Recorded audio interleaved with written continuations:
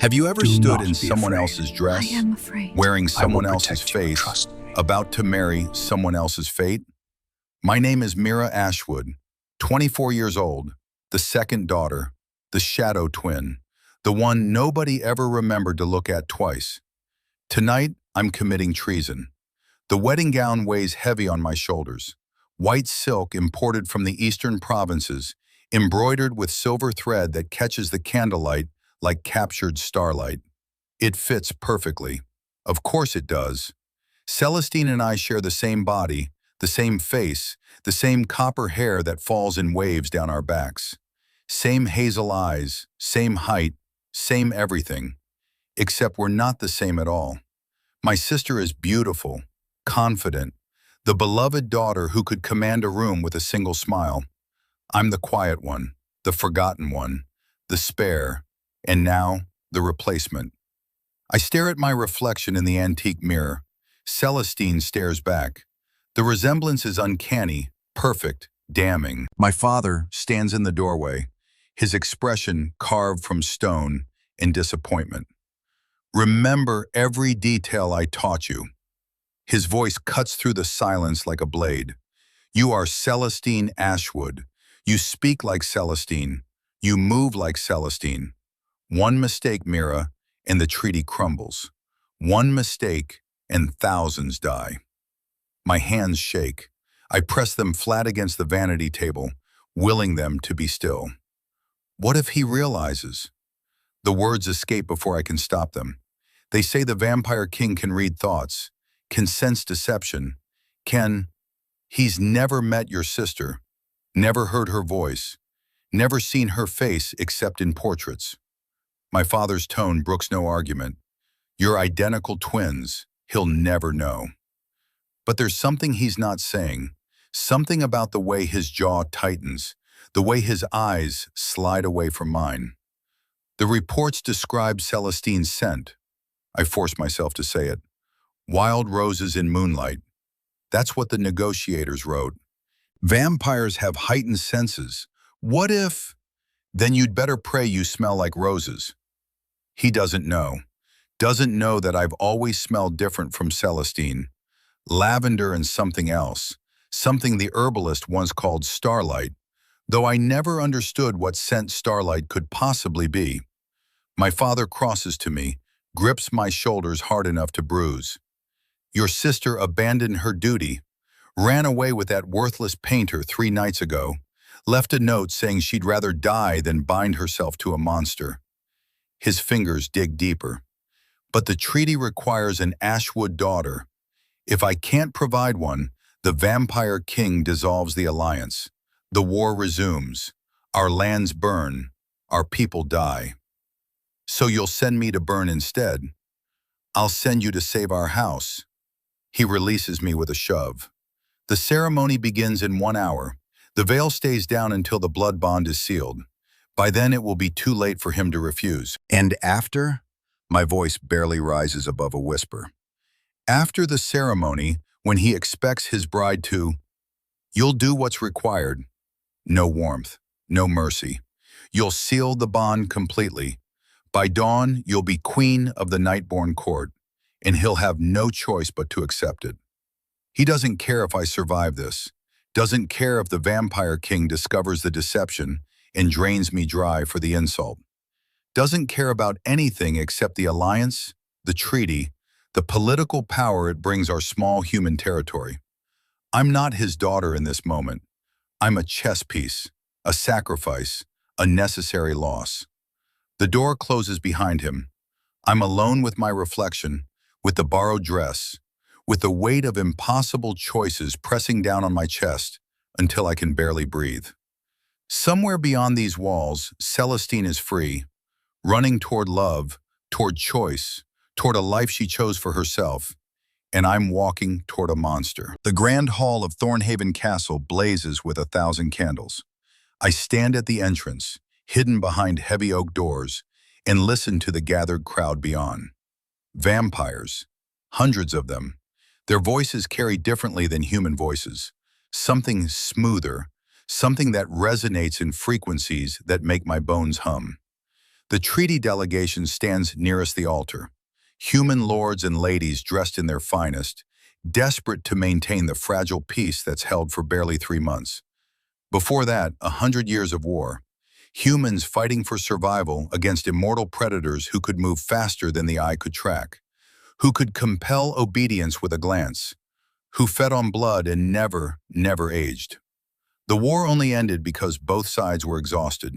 Too many losses, too much destruction. And now this treaty, sealed with a marriage. A vampire king taking a human bride. Celestine was supposed to be the symbol of unity, of peace, of a new era. Instead, they're getting me. The musicians strike the opening chords.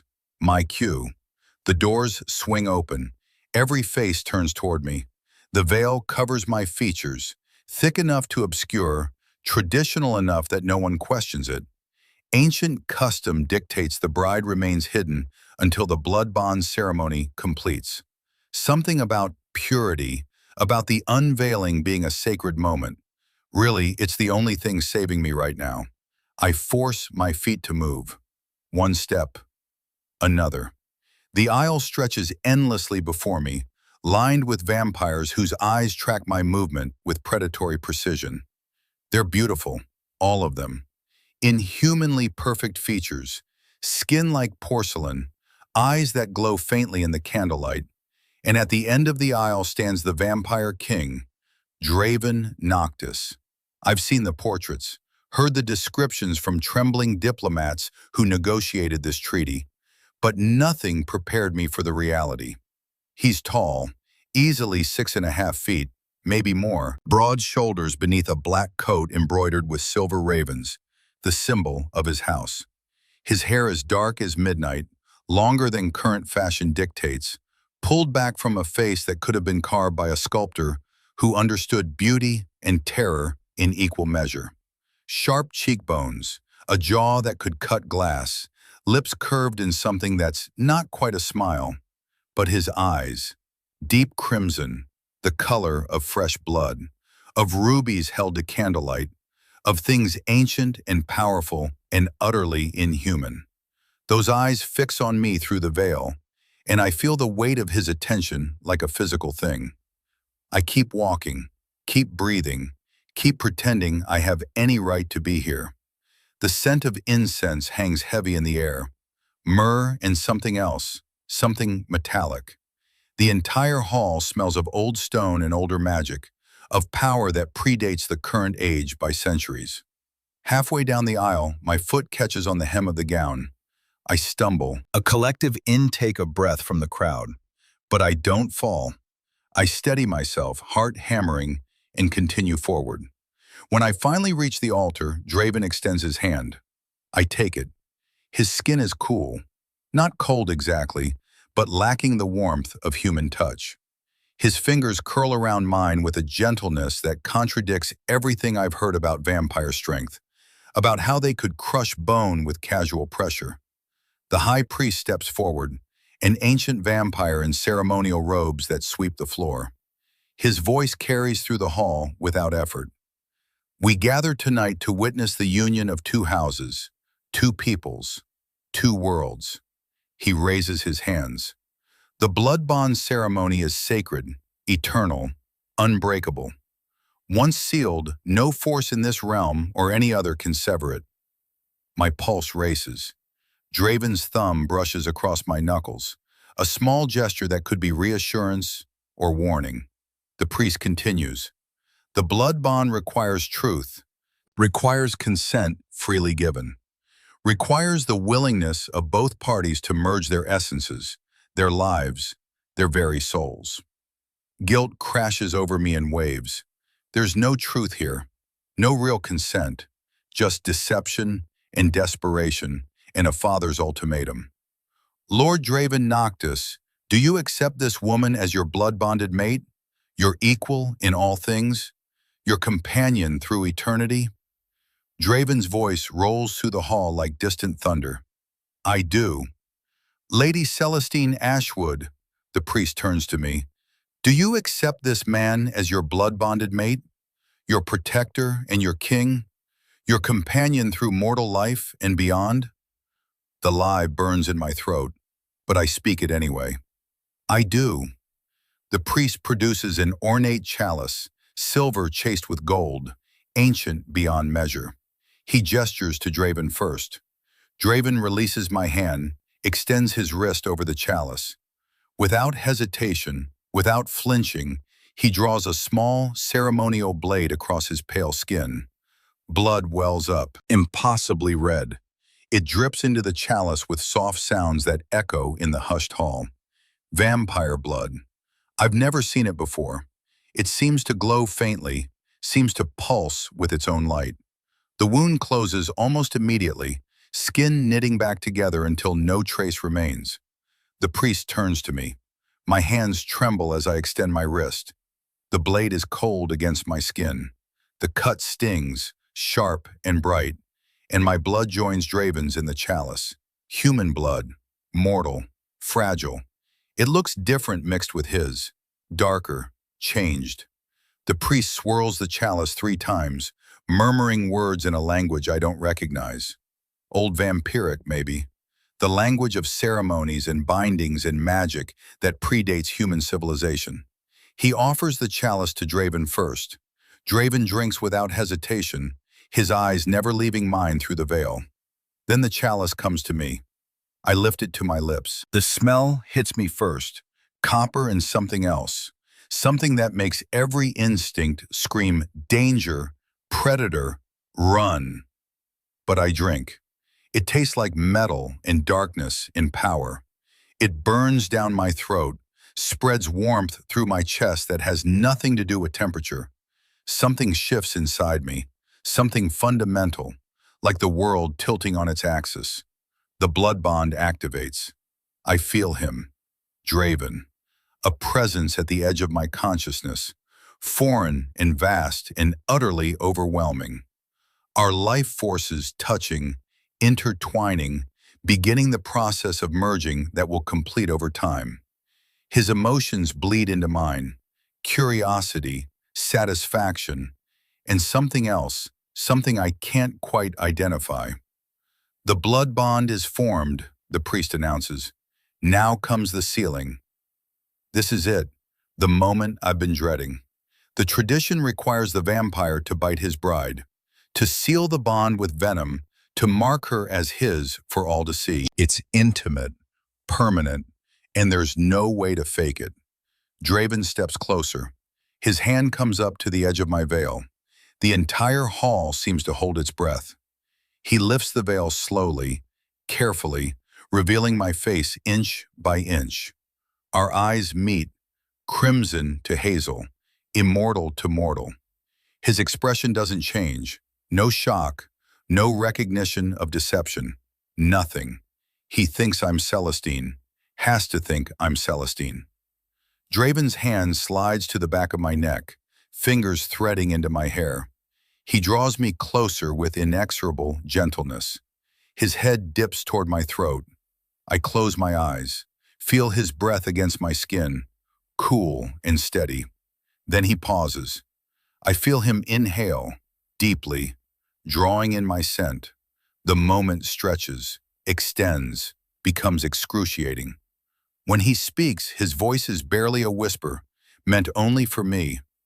Lavender and starlight. My blood turns to ice. Not wild roses in moonlight. Oh gods, he knows. But he doesn't pull away, doesn't call out the deception, doesn't denounce me in front of the entire assembled court. Instead, his fangs pierce my throat with surgical precision. The pain is brief, sharp, then transforms into something else entirely.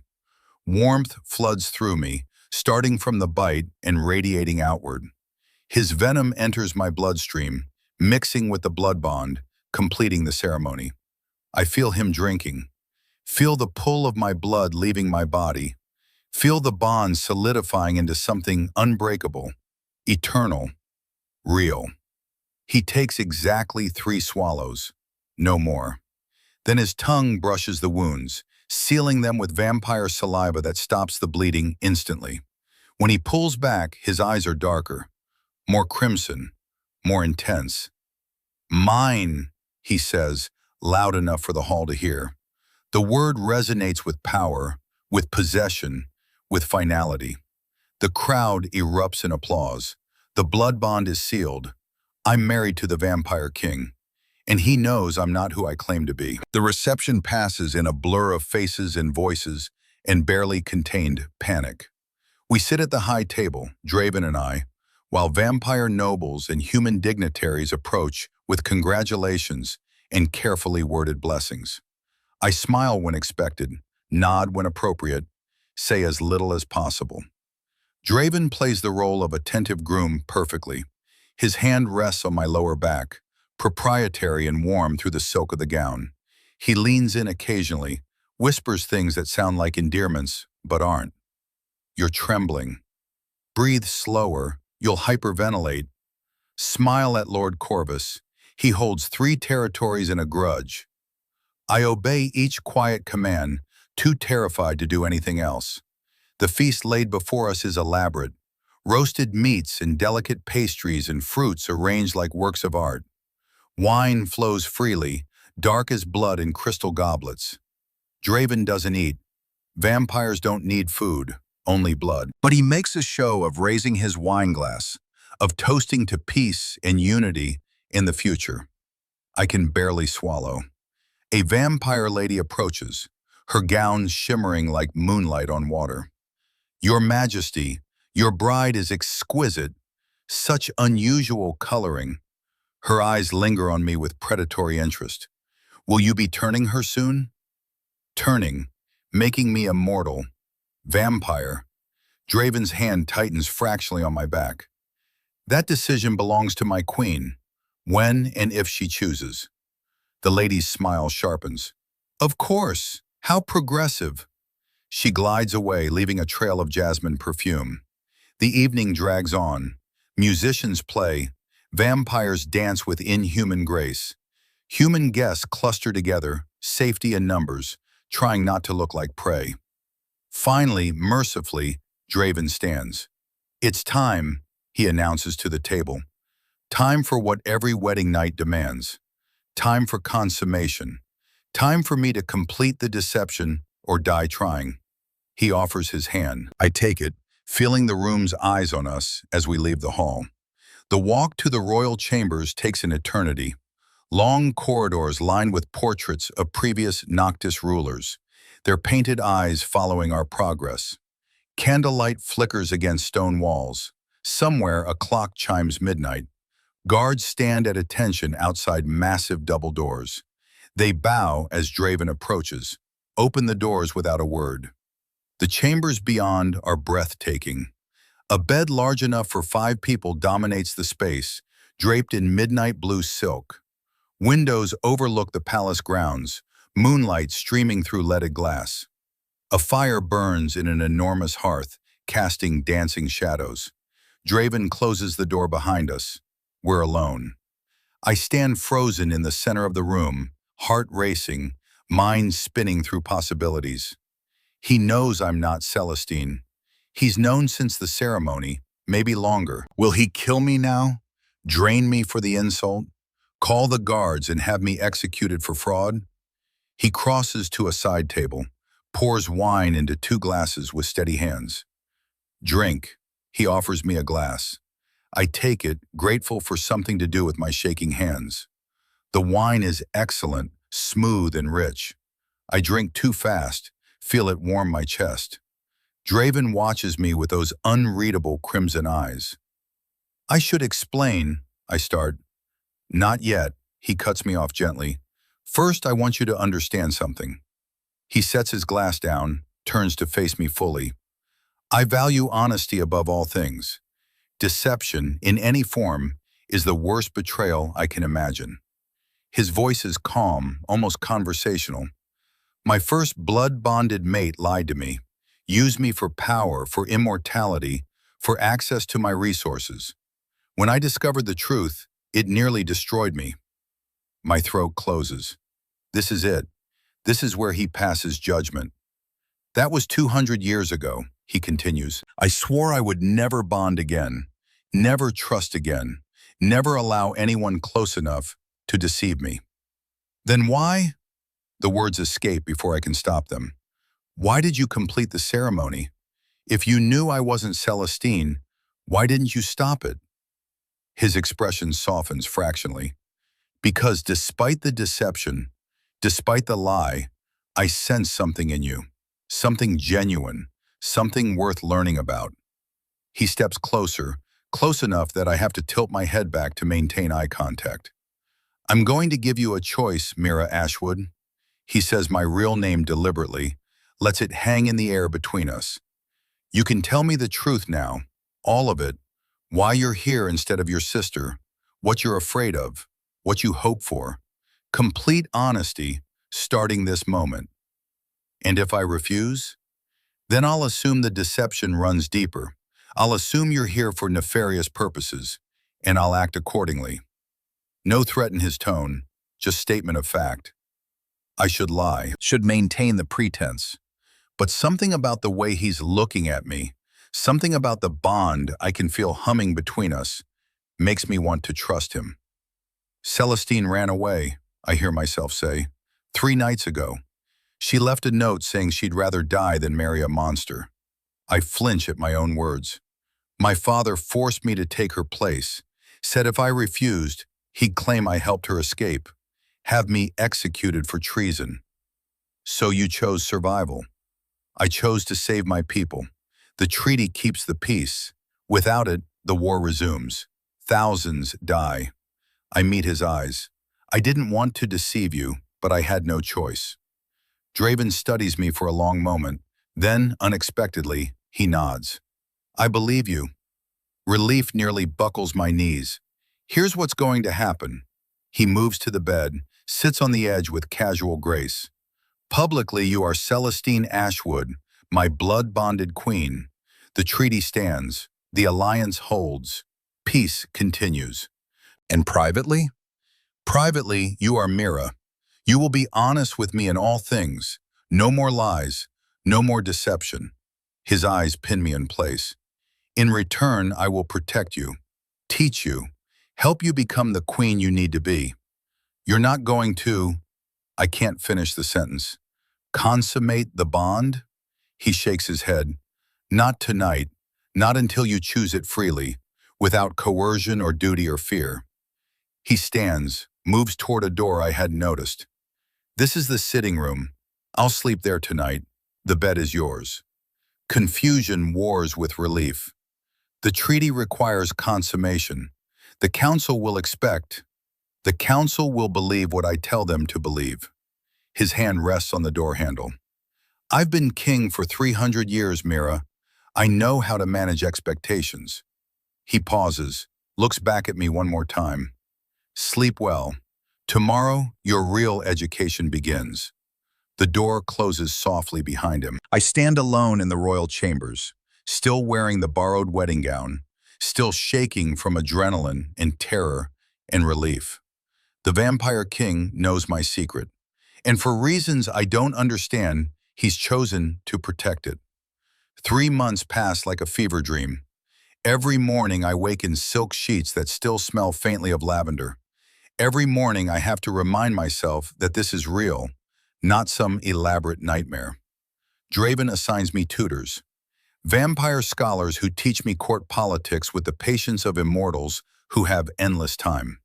I learn about the Nightborn territories, about the 5 great houses that comprise the vampire realm, about alliances and feuds that predate human recorded history. I learn about blood bonds, about how they work, how they create a connection between souls, allow emotions to flow between bonded pairs, strengthen over time until the partners can communicate without words. I learn that vampire society values intelligence and cunning as much as strength. That respect must be earned, not demanded. That a human queen is unprecedented but not impossible. Lady Ravenna, my primary tutor, is ancient and sharp as broken glass. You mediate well, she observes after I successfully negotiate a dispute between 2 minor noble houses. Better than most vampires, certainly better than humans typically manage. You listen before speaking. Rare quality. Thank you, Lady Ravenna. Don't thank me yet. You'll need more than listening skills when the court vipers start circling. Her eyes, pale as winter ice, fix on me. They're already whispering, about how you seem different from your portraits, how your mannerisms don't match the reports, how you prefer books to balls, diplomacy to decoration. My blood runs cold. Do they suspect that you're not who you claim? Some do, but His Majesty's support shields you, for now. She leans forward. The question is, will you prove worthy of that shield, or will you crumble under the pressure? I straighten my spine. I won't crumble. See that you don't. A weak queen is worse than no queen at all. The days blur together. Etiquette lessons, language tutoring in Old Vampiric, sessions with the palace steward, learning how to manage a household of immortal servants, fittings for gowns I'll wear to court functions, and every evening, dinner with Draven. He keeps his word, never pushes for intimacy, never demands more than I'm willing to give. But he's there, constant, a presence I'm becoming accustomed to. We talk about everything and nothing, about his long life, about my short one, about the weight of ruling, the burden of expectations, the loneliness of power. Do you miss being human? I ask one night, emboldened by wine and candlelight. He considers the question seriously. I miss the sun, miss the warmth of it on my skin, miss the simple pleasure of a summer afternoon. His fingers trace patterns on the table. But I don't miss mortality. Don't miss feeling time slipping away, counting the days until inevitable decay. Is that why you've never turned anyone since? I stop, realizing I'm treading on painful ground. Since Isadora? He doesn't flinch from the name. Partially, she wanted immortality more than she wanted me. The turning was a means to an end. When I discovered the truth, when I understood she'd never loved me at all, just the power I could give her. He trails off. I ended the bond, exiled her, swore I'd never make that mistake again. But you bonded with me, with Celestine. Why? His eyes meet mine across the table. The treaty required it, and I thought perhaps a political arrangement would be safer. No pretense of love, no illusions, just duty and alliance. But I'm not Celestine. No, his voice softens. You're not. You're something I didn't expect. The bond between us hums, warm and alive. I feel his emotions like distant echoes, curiosity, growing affection, something deeper he's keeping carefully guarded. The attraction is undeniable. Every time he's near, every casual touch, every shared glance across a crowded room, I feel it building, the bond intensifying, the connection deepening.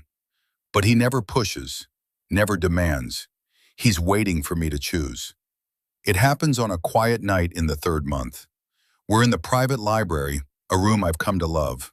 Floor-to-ceiling shelves lined with books in dozens of languages. Comfortable chairs near the fire. The scent of old paper and leather and wood smoke. I'm reading a history of the vampire-human wars. Draven is at the desk, reviewing reports from his territories. I don't understand something, I say, breaking the comfortable silence.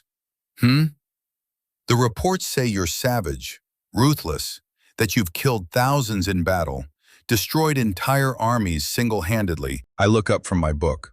But you've been nothing but patient with me, kind, almost gentle.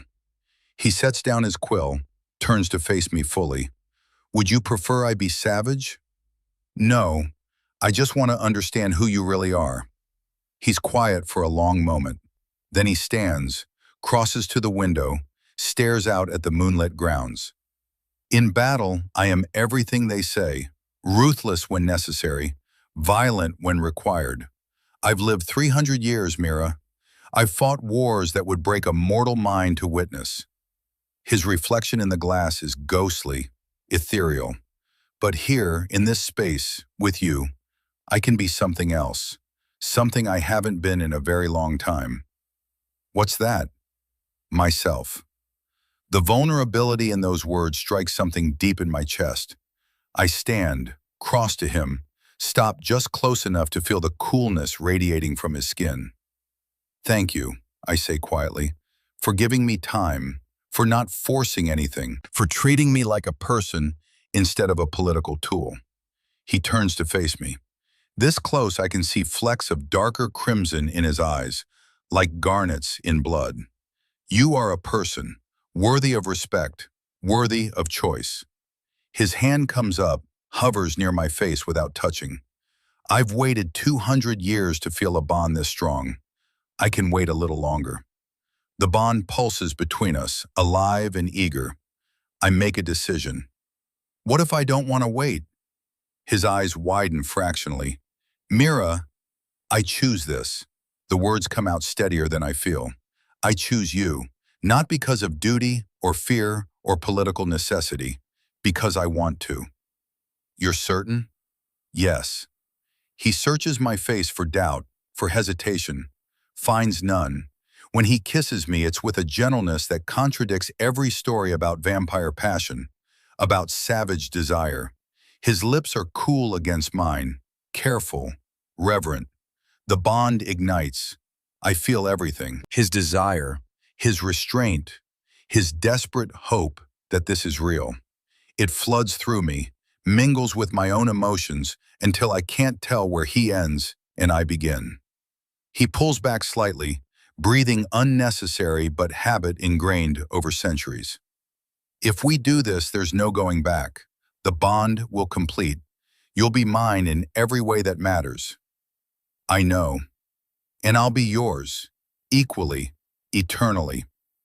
I'm counting on it. His smile is radiant, transforming his entire face. Then he sweeps me into his arms with inhuman ease, carries me toward the bedroom. That night we complete the blood bond properly, and I understand finally what it means to choose your own fate.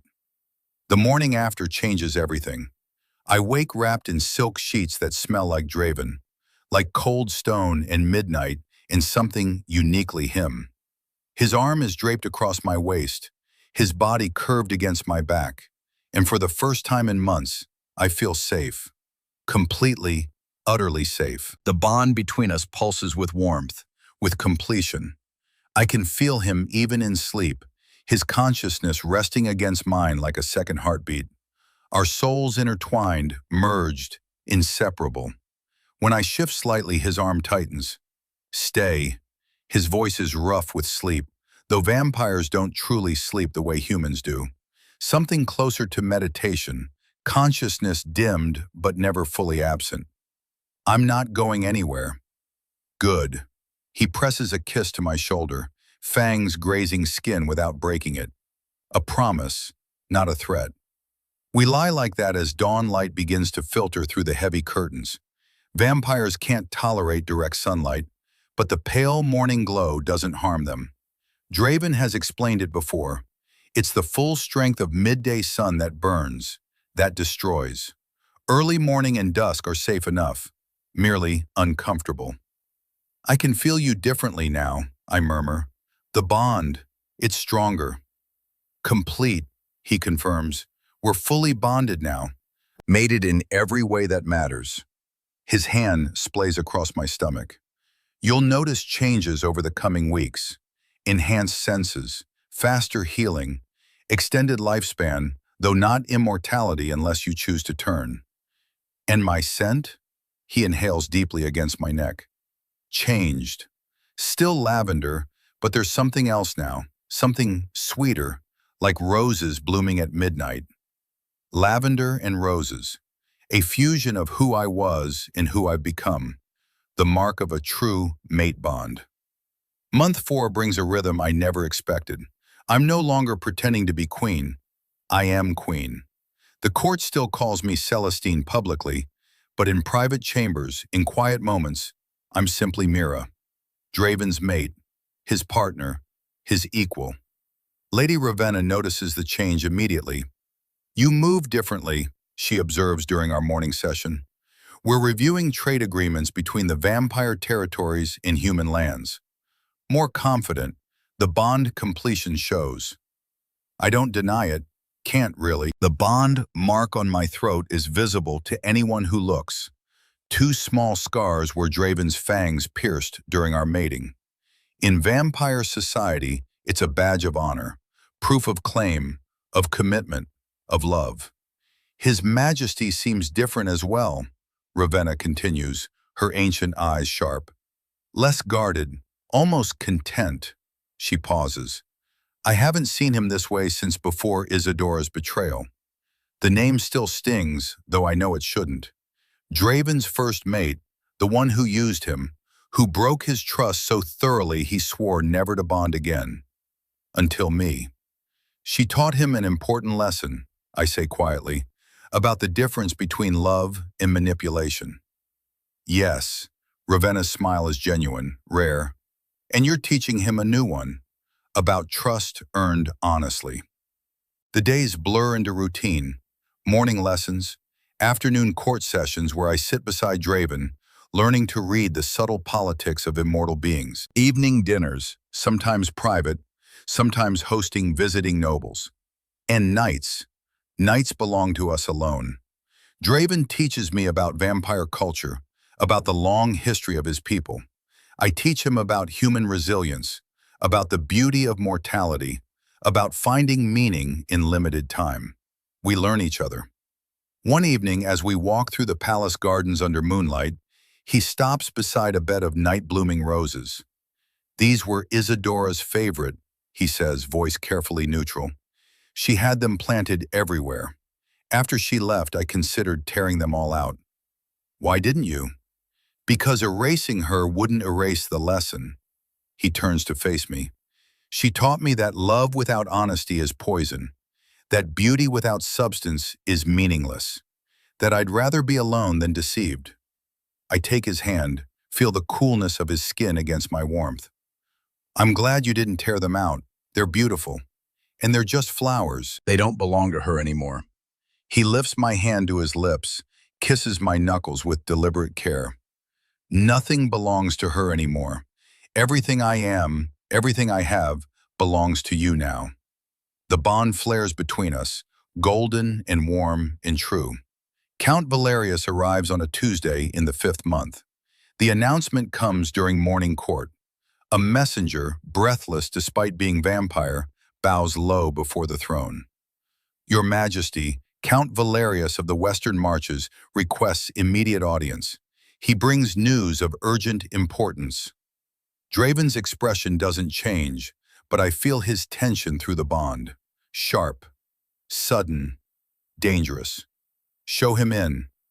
I've heard of Count Valerius, one of the most powerful vampire lords, ruler of vast territories along the western border. Ancient, ambitious, and utterly without mercy. When he enters the throne room, silence falls like a blade.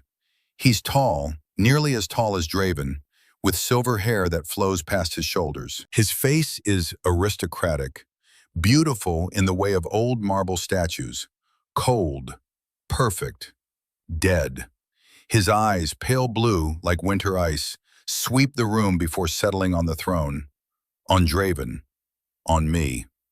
Your Majesty, his bow is precise, exactly as deep as protocol demands, and not an inch further. How good of you to receive me. Count Valerius, it's been nearly a century since you've graced our court. Draven's tone is cordial, but I can feel the wariness beneath. To what do we owe this unexpected pleasure? I came to verify the rumors. Valerius's gaze shifts to me fully. They say you've taken a human bride, completed a blood bond with a mortal. I confess I had to see it for myself. You've seen it. The bond is complete, legal, and recognized by the High Council. Indeed. Valerius moves closer, each step measured and deliberate. Though I wonder at the wisdom of it. A human queen, so fragile, so temporary. His smile is blade sharp. Unless you plan to turn her, of course, that decision belongs to my queen, when and if she chooses. How progressive. The word drips with contempt. Though I notice something curious about your queen, Your Majesty. My heart stutters. Draven's hand finds mine on the armrest, squeezes once. Steady.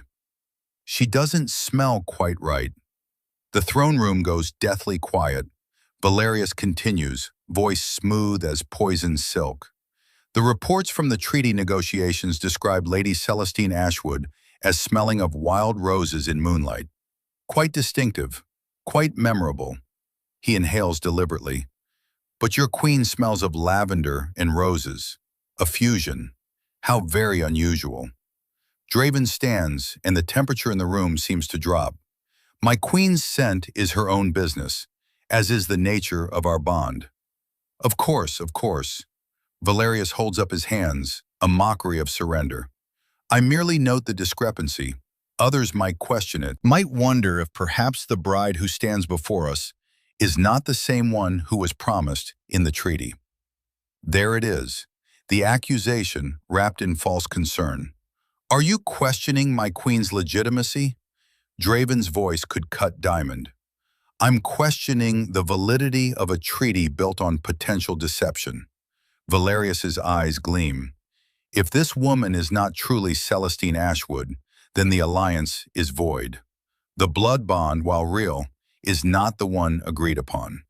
Technically, you should dissolve it and mate with the true Celestine. My blood runs cold. He knows. Somehow, he knows. That's absurd, I hear myself say. Every eye turns to me. My scent changed when the bond completed. It's documented in vampire lore. When mates join fully, their scents merge. So you claim to be Celestine Ashwood? I claim to be Queen Mira Noctis. The words emerge stronger than I feel. Whatever name I was born with matters less than who I am now. Valerius's smile widens. How fascinating. And does Lord Ashwood know his daughter has taken a new name? Perhaps we should summon him. Ask him to identify his own child. Draven moves between us faster than human eyes can track. You overstep, Valerius, dramatically. I seek only truth, Your Majesty. Surely you, of all vampires, value truth above all else. The irony is not lost on anyone in the room. Draven, who was betrayed by deception, now defending a queen whose entire presence is built on substitution. The truth, Draven says quietly, dangerously, is that I completed a blood bond with an Ashwood daughter. The treaty required an Ashwood daughter. It did not specify which one. Shocked murmurs ripple through the court. Valerius's expression shifts, surprise breaking through his careful composure. You knew? From the moment she walked down the aisle, did you think 3 centuries of life hasn't taught me to recognize deception? Draven's hand finds mine again, pulls me to stand beside him. I knew. I chose her anyway. I choose her still. But the treaty is fulfilled. An Ashwood daughter bonded with the vampire king. The specifics matter less than the result. Valerius's eyes narrow. The High Council may disagree. The High Council will accept my judgment, as will you. Power rolls off Draven in waves. Unless you wish to challenge me formally, the throne room holds its collective breath. A formal challenge means single combat, to the death. Ancient law that even the most powerful vampire lords respect. Valerius is ambitious, but not suicidal. No challenge, Your Majesty, merely concern for the integrity of our laws. He bows again, sharper this time. I withdraw, for now. He leaves the throne room with measured steps, but the threat lingers like poison in the air. When the doors close behind him, Draven turns to the assembled court. Let me be absolutely clear. This is Mira Noctis, my blood-bonded mate, your queen. Anyone who questions her legitimacy questions me. Anyone who threatens her threatens our entire realm. His voice carries absolute authority. Are we understood? A chorus of, "Yes, Your Majesty," echoes through the hall. But as we return to our chambers later, I can feel Draven's worry through the bond. He's planning something, I say. Yes. What do we do? Draven pulls me close, wraps his arms around me with protective fierceness. We prepare, we stay vigilant, and we trust that our bond is stronger than his ambition. I want to believe him, but Valerius's pale eyes haunt my dreams that night. She appears in the 6th month, like a ghost returning from the dead. I'm in the gardens, tending to the roses I've claimed as my own project. It's late afternoon, the sun weak enough that Draven can join me if he chooses, though he's currently in council meetings. The guards announce her before I see her. "Your Majesty, there's a woman at the gates. She claims to be your sister." The pruning shears fall from my hands. Celestine. I find her in the entrance courtyard, surrounded by guards who don't quite know what to do with her. She looks nothing like the sister I remember. Thin, haggard. Her copper hair hangs limp and unwashed. Her dress is travel-stained, torn at the hem. Dark circles shadow her eyes. When she sees me, her face twists with an emotion I can't quite read. Rage, despair, something darker. Sister. The word sounds like a curse. Celestine. I keep my voice steady, though my heart hammers. Where have you been? Does it matter? She laughs, brittle and broken. I ran away to freedom, to love, to a life I chose for myself. Her hands clench into fists. But freedom is expensive, and love, it turns out, disappears when the money runs out. Your painter left me 3 months ago when he realized I had no access to father's wealth. No dowry, no prospects. Her eyes, so like mine, burn with accusation. Because you took my place. You stole my identity, my wedding, my vampire king. The guards shift uncomfortably. This is not a conversation for public ears. Come inside, I say quietly.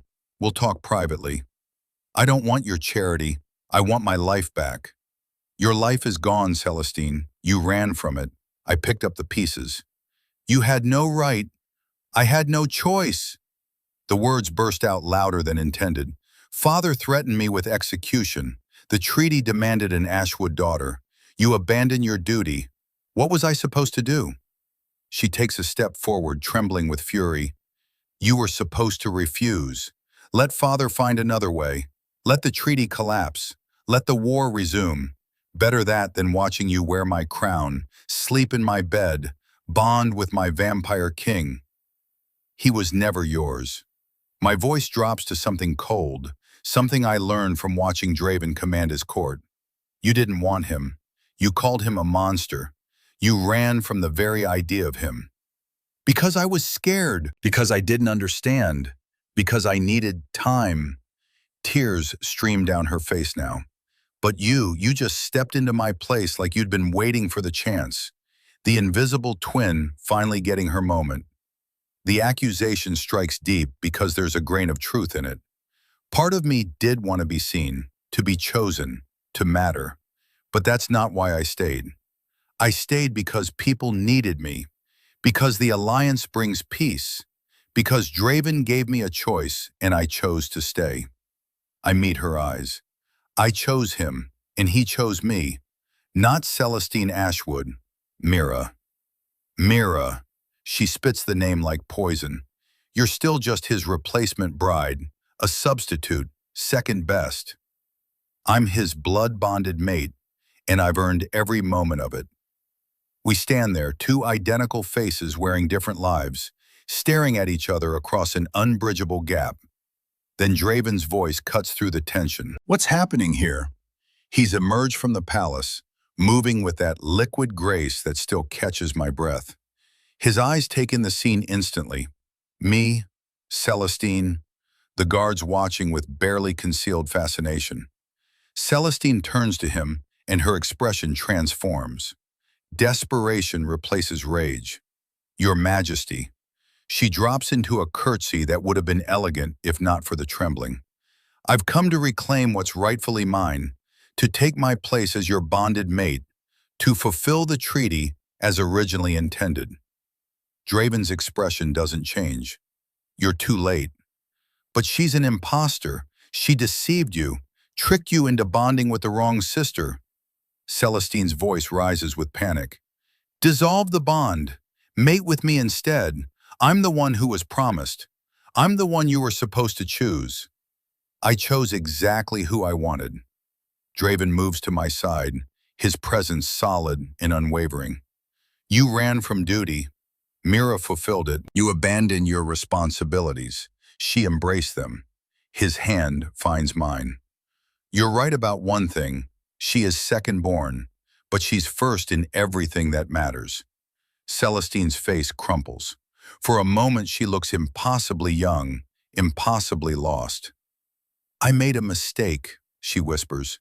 I was foolish and scared and I ran. But I'm back now. I'll do my duty. I'll be what you need. Please. Part of me wants to hate her, wants to send her away with cruel words and just punishment. But she's my sister, my twin, and she's broken. You can stay, I hear myself say. Draven glances at me surprised. Not as queen, not as his mate. Those roles are mine. But you can stay as my guest. Rest, recover, figure out what you want from your life. I don't want your pity. It's not pity, it's mercy. Something I learned from Draven. I squeeze his hand. We're not monsters, Celestine, neither of us. She stares at me for a long moment. Then slowly she nods. 1 week. I'll stay 1 week. Then I leave. Agreed. The guards escort her to guest chambers. Draven and I stand alone in the courtyard as evening falls. That was generous, he murmurs. That was necessary. She's family, broken family, but still. He pulls me close, wraps his arms around me. You're too kind. She wanted to destroy you. She wanted her life back. I can understand that. I rest my head against his chest. Besides, maybe seeing what we have will help her move forward, find her own path. What I don't say, what I keep locked behind careful walls even the bond can't fully penetrate, is that having Celestine here terrifies me, because she's right about one thing. I am the replacement, and some part of me will always wonder if I'm truly enough. The 5th month brings revelation wrapped in nausea. I wake feeling sick, barely making it to the basin before my stomach revolts. Draven holds my hair back, concern radiating through our bond. This isn't normal, he says, even for humans. The palace physician confirms what I've begun to suspect. Your Majesty is with child. The words hang in the air like prophecy. A baby. I'm carrying Draven's baby.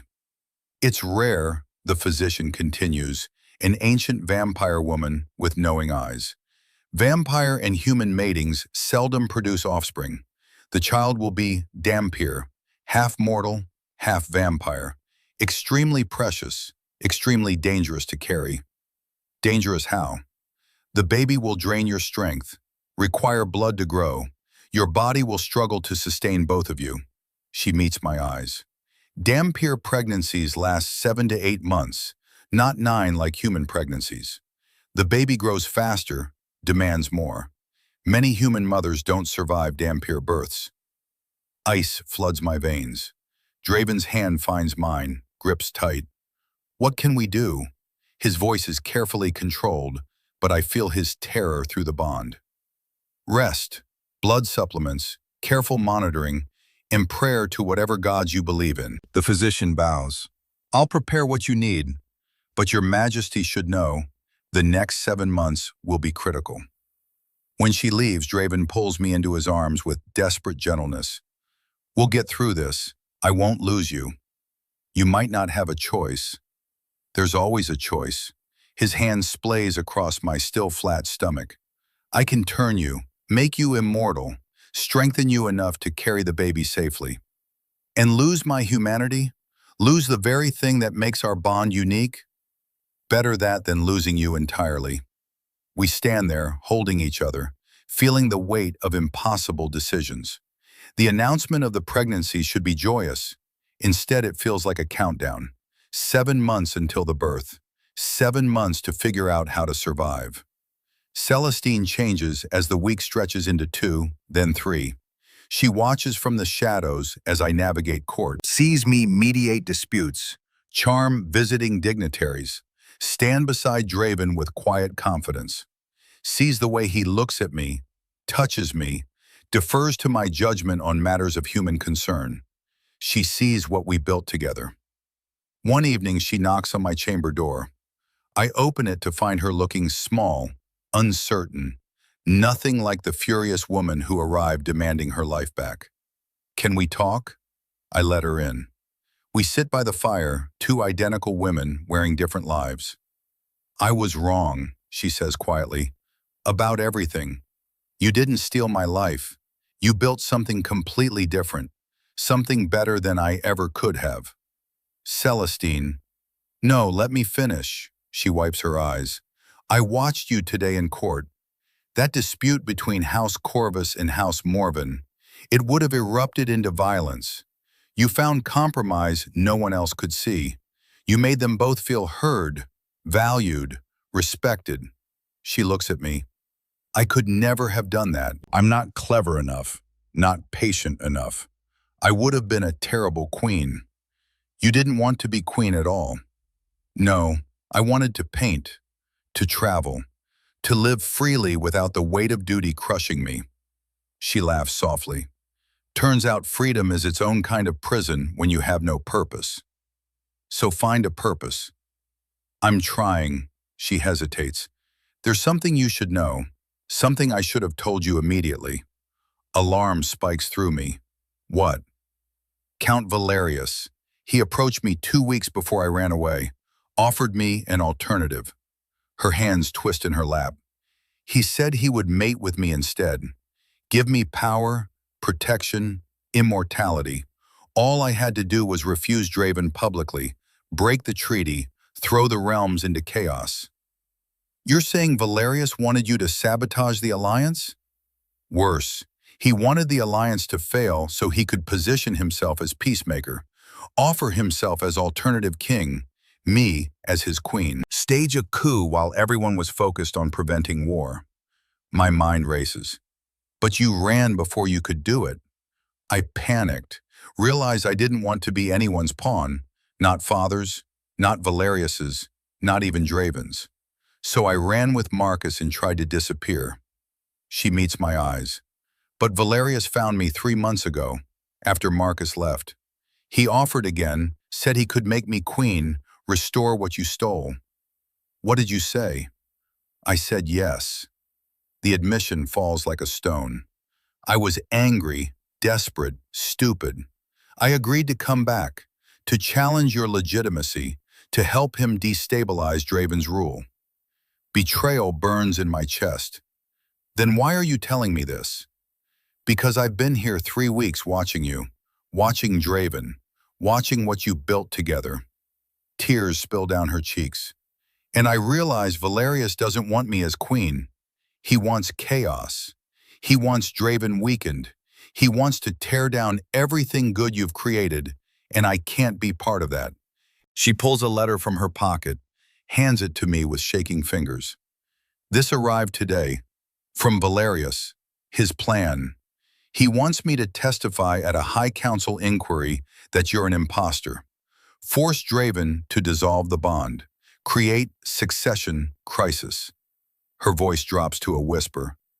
"And he wants to move during your pregnancy, when you're most vulnerable, when Draven will be distracted protecting you and the baby." I read the letter, each word more damning than the last. "He plans a coup." "Yes, and I almost helped him." She grabs my hands. "But I can't, won't. You're my sister, flawed, complicated, but still my sister. And I won't let him destroy you."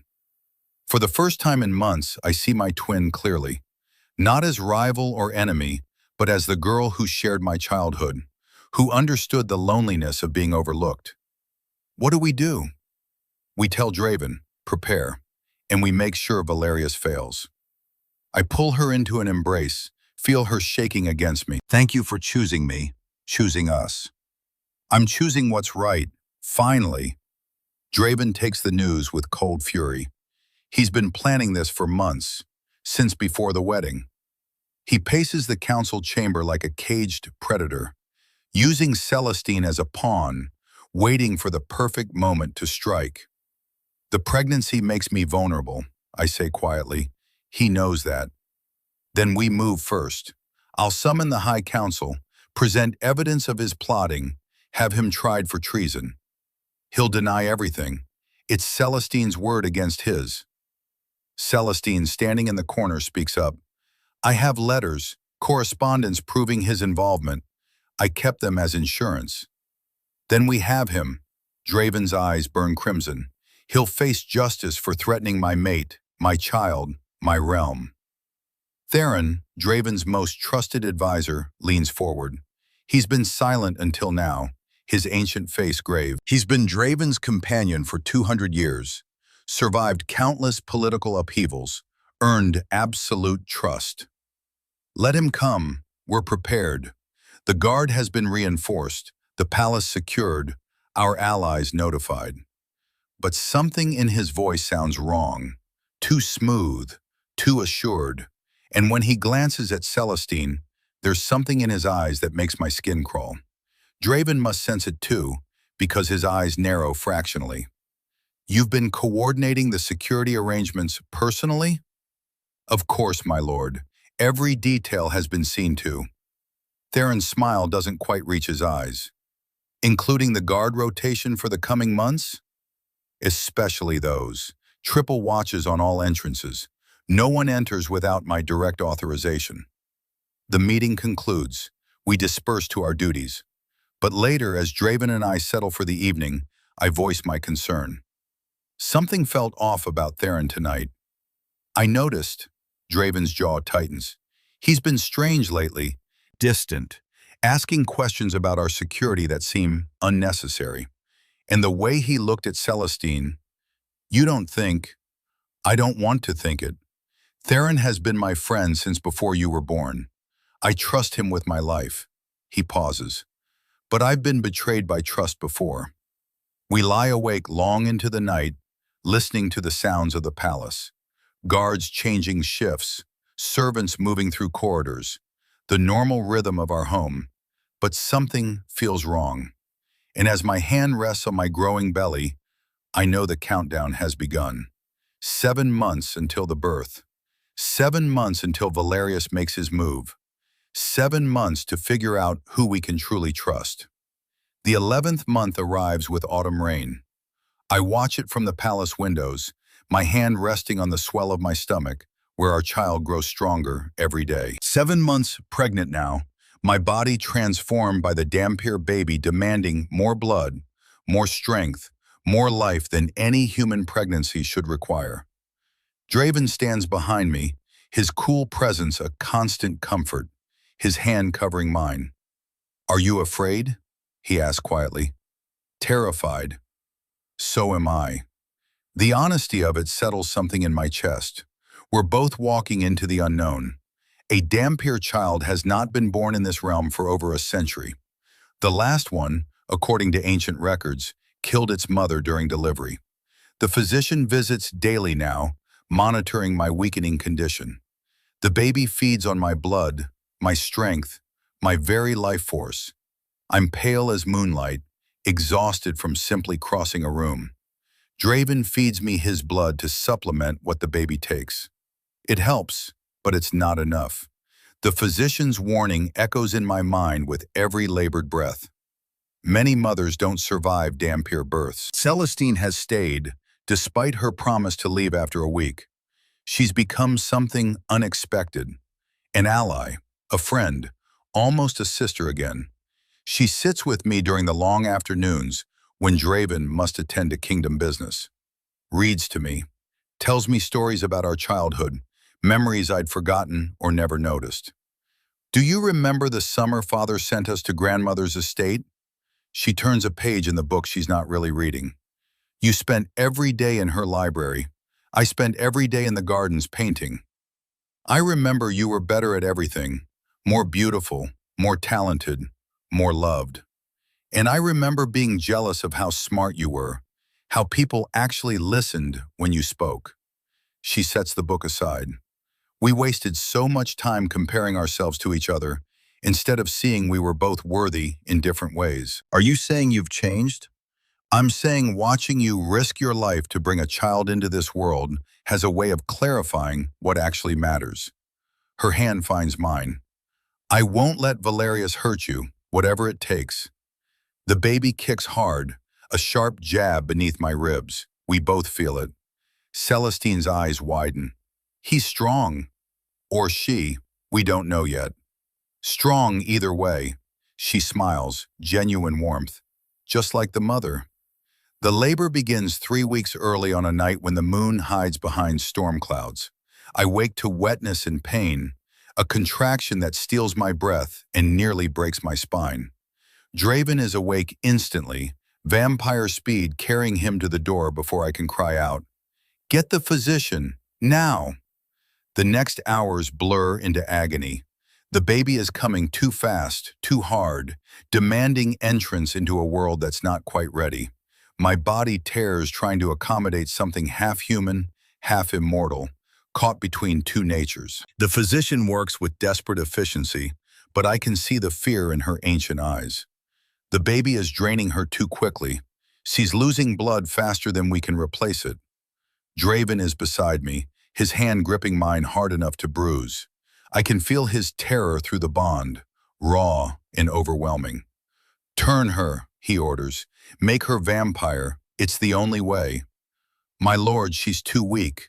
The turning might kill her faster than the birth. Then what do? We pray. Another contraction hits, and I scream.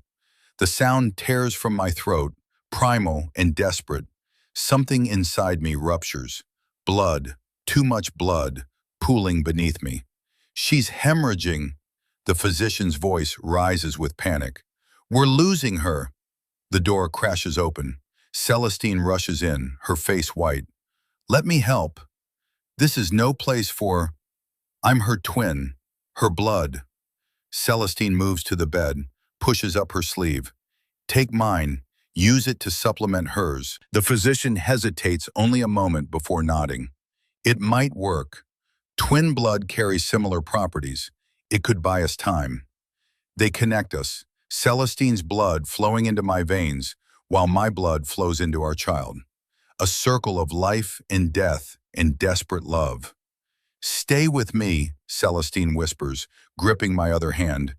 You don't get to die, Mira. You don't get to leave when you've finally found everything you deserve. Another contraction. Another scream.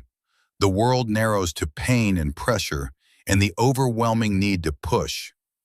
I can see the head, the physician announces. One more. Give me one more push. I have nothing left. My vision darkens at the edges. My heartbeat stutters. But Draven's voice cuts through the fog. You walked into terror and made it bow. You can do this. For us, for our child, for our future. I find strength I didn't know existed. Draw on the bond, on Celestine's blood, on 300 years of vampire power flowing through Draven's touch. I push. The baby slides free with a sound like tearing, like birth, like the first cry of something new entering an old world. And then I hear it, a wail, strong and furious and alive. It's a boy, the physician breathes, wonder in her voice. A healthy boy. She places him on my chest, this tiny creature covered in blood and vernix, and I see him for the first time. Dark hair like his father, eyes that haven't settled into their permanent color yet, shifting between crimson and hazel. Small fangs already visible in his gums, proof of his vampire heritage. He's perfect. Asher, I whisper, the name we'd chosen weeks ago. His name is Asher. Draven leans down, kisses my forehead with reverent gentleness. You did it. You survived. I want to answer, want to tell him I love him, want to hold our son properly, but the darkness at the edges of my vision spreads. I've lost too much blood, given too much. The last thing I see before unconsciousness claims me is Celestine's face, tears streaming down her cheeks, whispering, thank you for fighting. Then nothing. I wake 3 days later. The room is dim, curtains drawn against daylight. Draven sits in a chair beside the bed, Asher cradled in his arms. He's feeding the baby from a bottle, blood mixed with milk, the special formula the physician prepared for a Dampier child. When he sees my eyes open, his expression transforms. Mira, I'm alive. Barely. He stands carefully, brings Asher to me. You died twice on that table. Twice we brought you back. The physician said it was a miracle. I said it was stubbornness. I reach for our son with weak arms. Draven helps me, positions Asher so I can see him properly. He's beautiful. More so than when I first glimpsed him through the haze of trauma.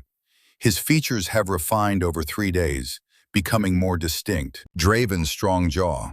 My nose. A combination that's uniquely his own. He's been waiting for you, Draven murmurs. Cries every time I try to put him down. The physician says he can feel the bond, knows his mother is near. Tears slip down my face. I was so scared I wouldn't get to know him. You're here now. That's what matters. He settles beside me on the bed, our son between us. Celestine saved your life. Her blood bought the time you needed. The physician says without her intervention, both you and Asher would have been lost. Where is she? Sleeping, finally. She hasn't left this room in 3 days except when I forced her to eat. His voice softens. She's been your guardian, your fierce protector. I think she finally understands what it means to love someone more than yourself. Asher makes a small sound, his tiny hand grasping my finger with surprising strength. The bond flares, warm and golden and alive. Not just between Draven and me anymore, but including this small life we created. Family. Real, messy, hard-won family. 2 months pass in a haze of sleepless nights and precious moments. Asher grows faster than a human baby, his vampire heritage accelerating his development. At 2 months, he's as developed as a 6-month-old. Alert. Curious. His eyes have settled into heterochromia, one crimson like Draven's, one hazel like mine. The court adores him. Vampires who initially questioned a human queen now bring gifts for the Dampier prince. He's proof that our union works, that vampire and human can create something beautiful together. But Valerius's threat still looms. Celestine has been feeding him false information for weeks, leading him to believe we're unprepared, vulnerable, distracted by new parenthood. His letters grow more bold, more explicit in their plans.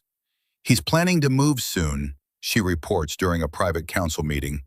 Draven, me, Celestine, and Theron. He's gathering allies in the Western houses. Claims he has proof of fraud, that the High Council will be forced to investigate. Theron leans forward, his expression carefully neutral. But I notice the way his eyes flick to Celestine, the way his fingers tap against the table. Nervous tells that weren't there before. Let him come. We're prepared. The guard has been reinforced, the palace secured, our allies notified. Something in his voice sounds wrong, too smooth, too assured. Draven must sense it too, because his eyes narrow fractionally. You've been coordinating the security arrangements personally? Of course, my lord. Every detail has been seen to. Including the guard rotation tonight? Especially tonight. Triple watches on all entrances. No one enters without my direct authorization. The meeting concludes. We disperse to our duties. But later, as Draven and I settle Asher for sleep, I voice my concern. Something felt off about Theron tonight. The way he looked at Celestine. The way he answered your questions. I noticed. Draven's jaw tightens.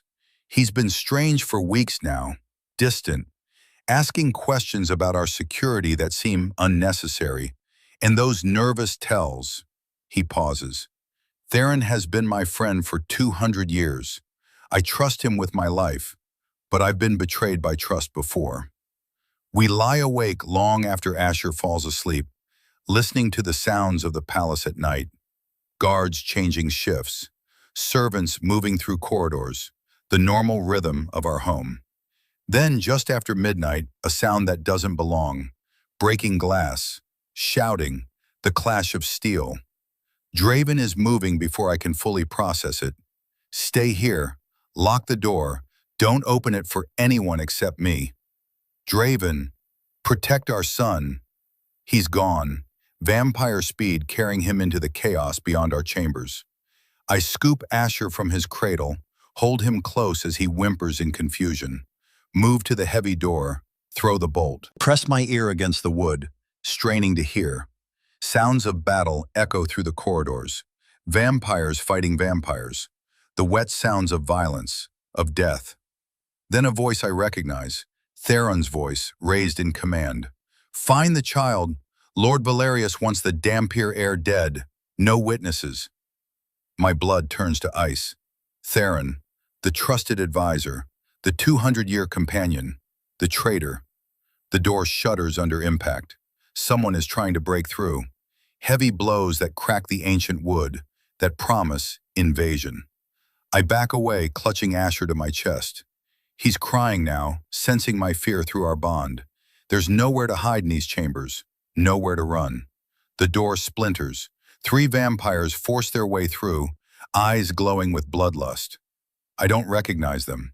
Valerius's people, mercenaries brought in for this exact purpose. Hand over the child. Never. The lead vampire smiles, fangs extending. We were hoping you'd resist. He lunges. I dodge, purely on instinct, faster than I should be able to move. The blood bond with Draven has changed me, enhanced me. Not vampire, but not fully human anymore either. But I'm still no match for 3 immortal predators. One catches my arm, yanks hard enough to nearly dislocate my shoulder. Asher screams. I fight with desperate fury, nails raking across vampire flesh that heals too quickly. Another grabs for my son. Then the window explodes inward.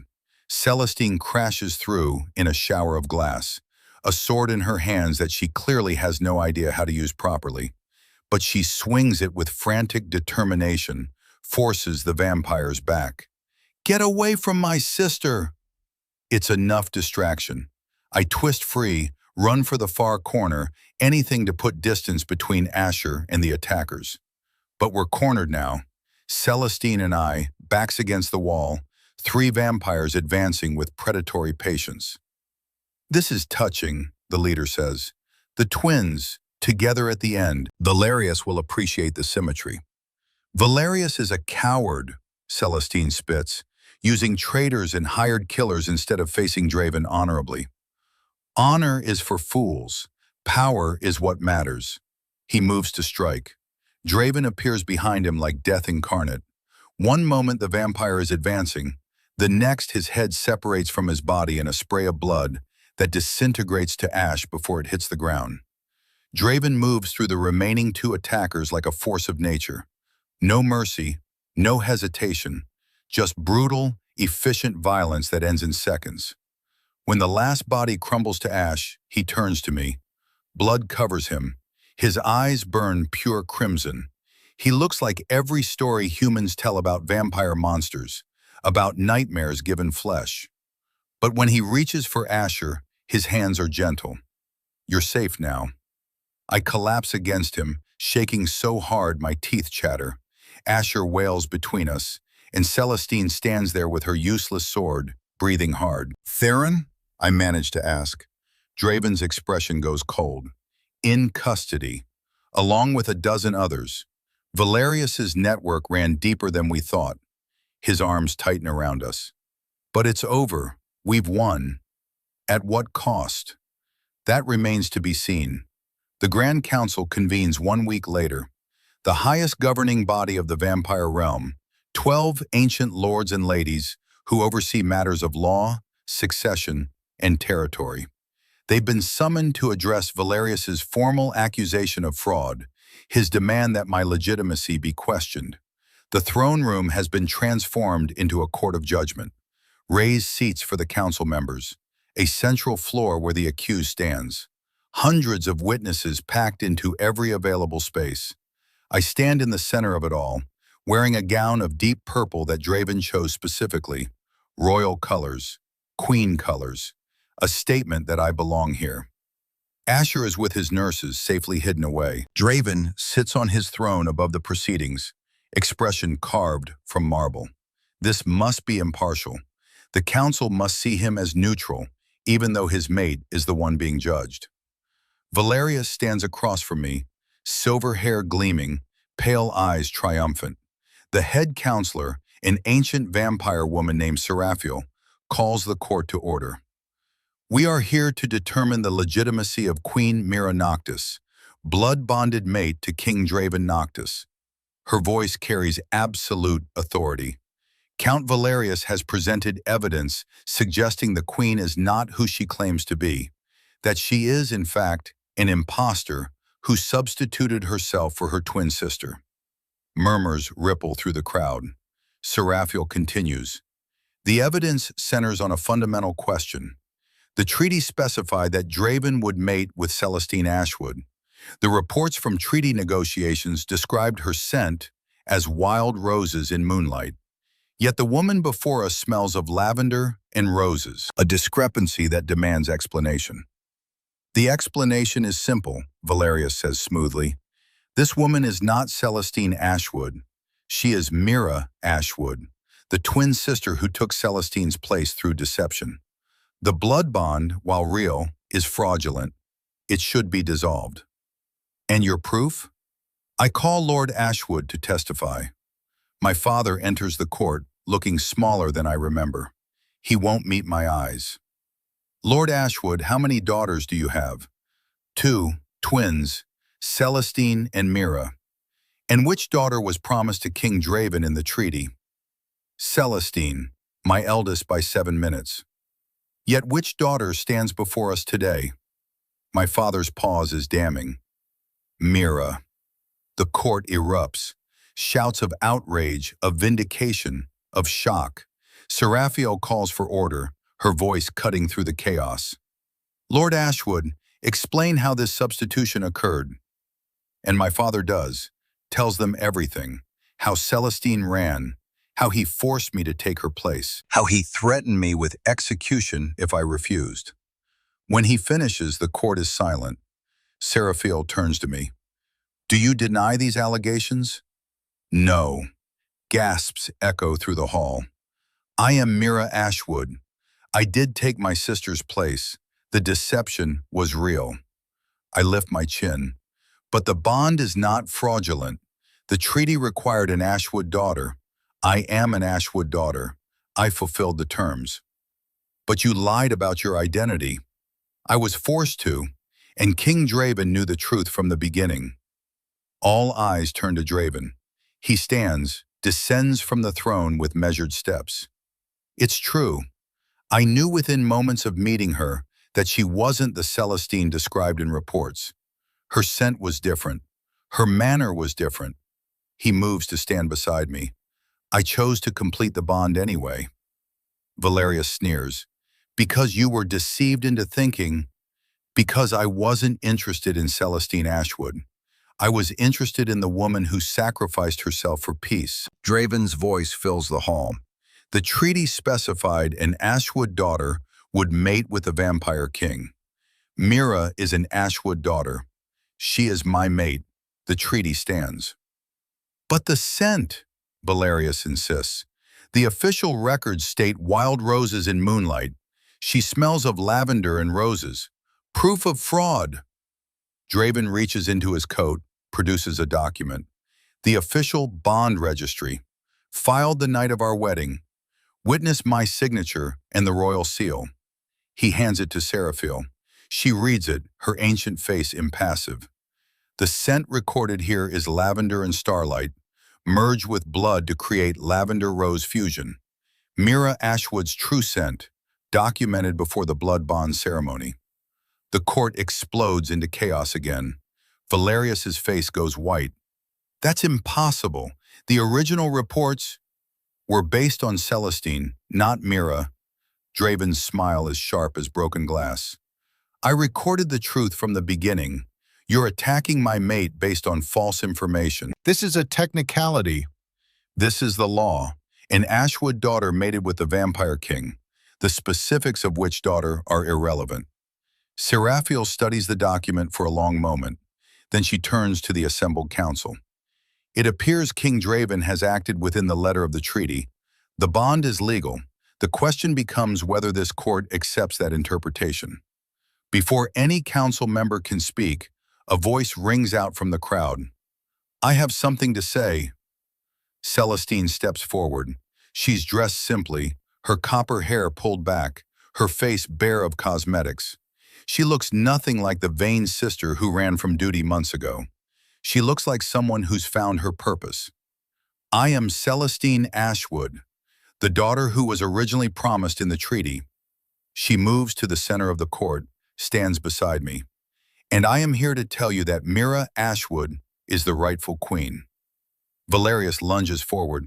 "She's been coerced, threatened." Her testimony is meaningless. "My testimony is truth." Celestine's voice doesn't waver.